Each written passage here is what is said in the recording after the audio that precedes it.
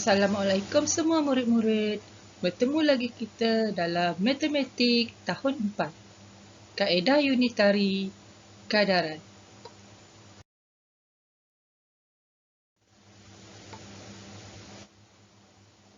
Bidang yang akan kita pelajari adalah perkaitan dan algebra. Tajuk, koordinat, nisbah dan kadaran. Di bawah standard kandungan kadaran. Di akhir pembelajaran, murid boleh menentukan suatu nilai yang tidak diketahui menggunakan kaedah unitari. Apa yang dikatakan kaedah unitari? Kaedah unitari ialah mencari nilai satu item yang mempunyai unit yang sama. Kaedah unitari digunakan dalam pengiraan yang melibatkan nisbah antara dua kuantiti. Kaedah unitari memerlukan pengiraan di mana nilai untuk satu bahagian perlu dicari dahulu. Mari kita lihat soalan perkadaran yang pertama. Kakak membeli 4 meter tikar getah dengan harga RM32. Hitung harga bagi 6 meter tikar getah yang sama. 4 meter tikar getah berkadaran dengan RM32. Jika 6 meter tikar getah, berapa harganya? Langkah pertama, 4 meter tikar harganya RM32. Cari nilai untuk 1 meter tikar iaitu RM32 bahagikan dengan 4. Dalam bentuk lazim, RM32 bahagi 4 nilainya adalah RM8. Langkah yang kedua, 1 meter tikar nilainya adalah RM8. Jadi, jika 6 meter tikar, bermaksud 6 darab RM8. Dalam bentuk lazim, kita tulis sebagai RM8 darab 6. Nilainya RM48. Jadi, jawapan akhirnya adalah 6 meter tikar getah berharga RM48. Mari kita lihat soalan yang kedua. Soalan kedua adalah 6 kotak bijirin berjisim 180 gram. Berapakah jisim bagi 5 kotak bijirin yang sama? 6 kotak bijirin berkadaran 180 gram. Jika 5 kotak bijirin, berapa gram? Langkah yang pertama, 6 kotak nilainya adalah 180 gram. Cari nilai untuk satu kotak iaitu 180 gram bahagikan dengan 6. Dalam bentuk lazim, 180 bahagikan dengan 6 nilainya adalah 30 gram. Langkah yang kedua, satu kotak nilainya adalah 30 gram. Jadi, jika 5 kotak bermaksud 5 darab 30 gram. Dalam bentuk lazim, kita darabkan 30 gram darab 5, nilainya adalah 150 gram. Jadi, jawapan akhirnya adalah 5 kotak bijirin berjisim 150 gram. Mari kita cuba jawab soalan yang ketiga. Soalan ketiga adalah harga 5 kilogram ikan ialah RM30. Kira harga bagi 7 kilogram ikan. 5 kilogram ikan nilainya adalah RM30.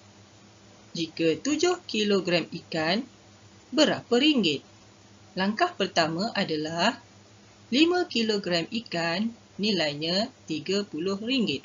Cari nilai untuk 1 kilogram ikan iaitu RM30 bahagikan dengan 5. Dalam bentuk lazim, RM30 bahagikan dengan 5 nilainya adalah RM6. Langkah yang kedua, 1 kilogram ikan bernilai RM6. Jika 7 kilogram ikan bermaksud 7 darabkan dengan RM6. Dalam bentuk lazim, kita tulis sebagai RM6 darab 7. Jawapannya adalah RM42. Jawapan akhir untuk ini adalah 7 kilogram ikan berharga RM42. Mari kita cuba jawab soalan yang keempat. Soalan keempat adalah, ada 66 biji buah bidara di dalam 3 bungkusan.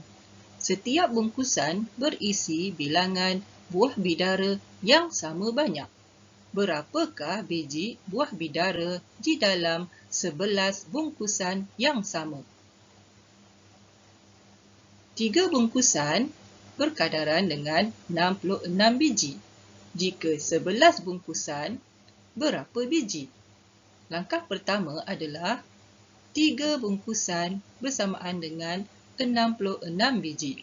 Cari nilai untuk satu bungkusan, iaitu 66 biji dibahagikan dengan 3. Dalam bentuk lazim, 66 bahagikan dengan 3 nilainya adalah 22. Langkah yang kedua, satu bungkusan bernilai 22 biji. Jika 11 bungkusan bermaksud 11 darabkan dengan 22 biji. Dalam bentuk lazim, 11 darab 22 bernilai 242. Jawapan akhir adalah 11 bungkusan mempunyai 242 biji buah bidara.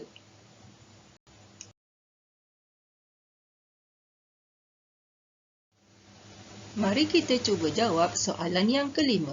Soalan kelima adalah, Rashidah menggunakan 2 kilogram tepung untuk membuat 100 keping apam balik. Berapakah jisim tepung yang diperlukan untuk membuat 300 keping apam balik? 100 keping apam balik memerlukan 2 kilogram tepung.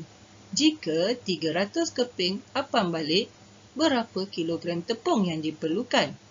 Langkah pertama adalah 100 keping apam balik memerlukan 2 kilogram tepung. Kita cari nilai untuk 1 keping apam balik, iaitu 2 kilogram tepung dibahagikan dengan 100. Dalam bentuk lazim, 2 kilogram dibahagikan dengan 100 nilainya adalah 0.02 kilogram. Langkah yang kedua, 1 keping apam balik memerlukan 0.02 kilogram tepung. Jadi, jika 300 keping apam balik bermaksud 300 darabkan dengan 0.02 kilogram tepung.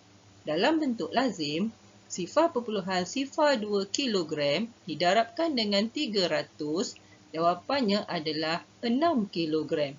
Jadi, jawapan akhirnya adalah 300 keping apam balik memerlukan 6 kilogram tepung.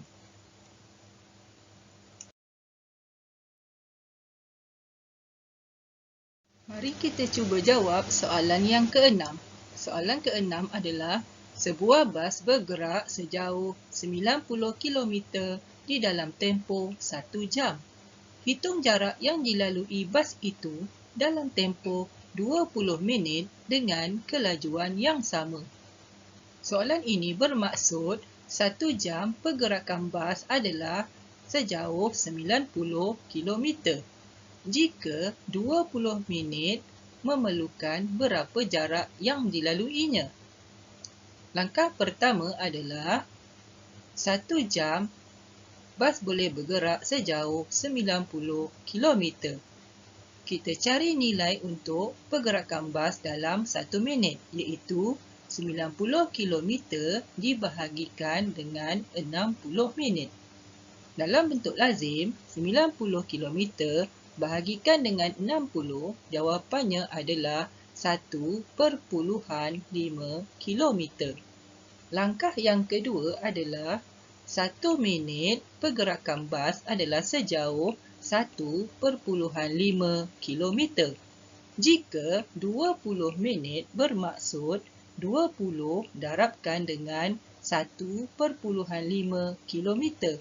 Dalam bentuk lazim, 1.5 kilometer darabkan dengan 20, jawapannya adalah 30 kilometer.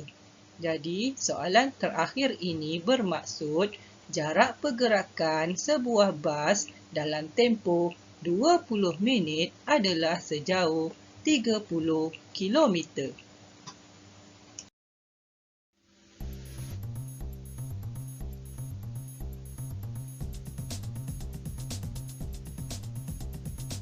Terima kasih atas sokongan anda.